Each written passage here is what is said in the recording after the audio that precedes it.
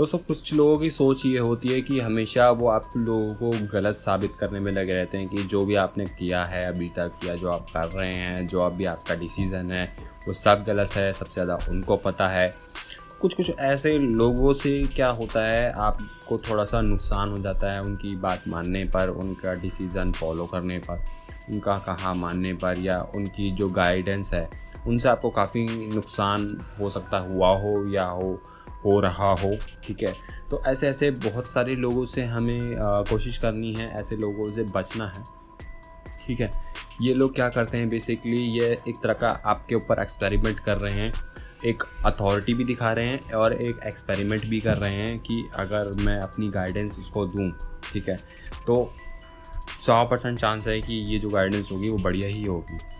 Actually में उन्हें भी नहीं पता कि वो जो बता रहे हैं उनमें उनका कोई एक्सपीरियंस नहीं है, ना उन्होंने कभी इसको देखा है होते हुए, ठीक है, ना उसके बारे में उनको घंटा भी कोई नॉलेज है। तो कुछ ऐसे लोग होते हैं, तो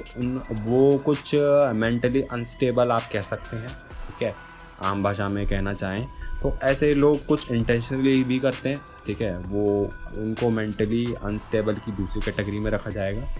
और कुछ लोग ऐसे हैं अपनी अथॉरिटी दिखाना चाहते हैं, वो कह सकते कोई बड़े तुर्रम खां नहीं है, बड़ी पोस्टों पे नहीं है, ठीक है,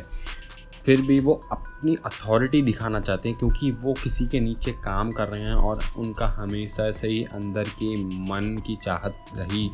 कि वो लोगों को लीड करें, लोगों के ऊपर अपना कमांड थोपें, बट वो कर नहीं पा रहे। और उसका जो नतीजा है वो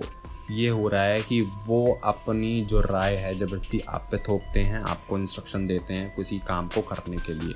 ठीक है। तो ऐसे लोगों से सावधान होकर चले,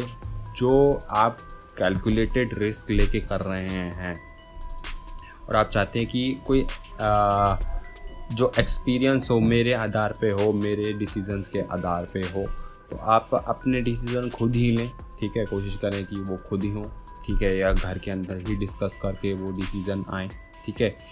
किसी के as it is instruction follow करने से कुछ भी नहीं होगा नुकसान के अलावा, ठीक है। तो कोशिश करें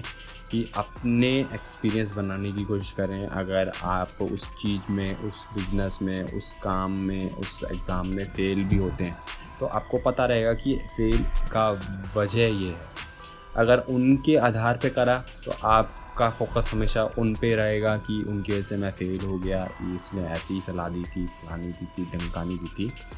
तो इसको बचने के लिए आपका डिसीज़न होना चाहिए कि मैं खुद के डिसीज़न लेने में कैपेबल हूँ। और अगर आपको पता है कि कैलकुलेटेड रिस्क के साथ मैं चल रहा हूँ और आगे जाके ये जो इन्वेस्टमेंट है मेरी, किसी भी तरह की इन्वेस्टमेंट है, पैसे के तौर पे इन्वेस्टमेंट है, चाहे पढ़ाई में इन्वेस्टमेंट है या फिर किसी स्किल को सीखने में इन्वेस्टमेंट है, वो आगे जाके काफ़ी ग्रो होगी, काफ़ी लंबे समय तक टिके भी रहेगी। तो आपका एक्सपीरियंस, आपका डिसीज़न यहाँ पे मैटर करता है, उनका नहीं करता, क्योंकि घंटा भी उनको कुछ नहीं पता, बट उन्हें कमांड लेनी है आपके ऊपर। वो चाहते हैं कि आप उनकी हिसाब से काम करें, ठीक है। तो इसके बारे में एक बार ज़रूर सोचें और फिर उसके हिसाब से काम करें। उनकी कमांड लेने की आपको ज़रूरत नहीं है, ठीक है। अगर आपको खुद के एक्सपीरियंस बनाने हैं तो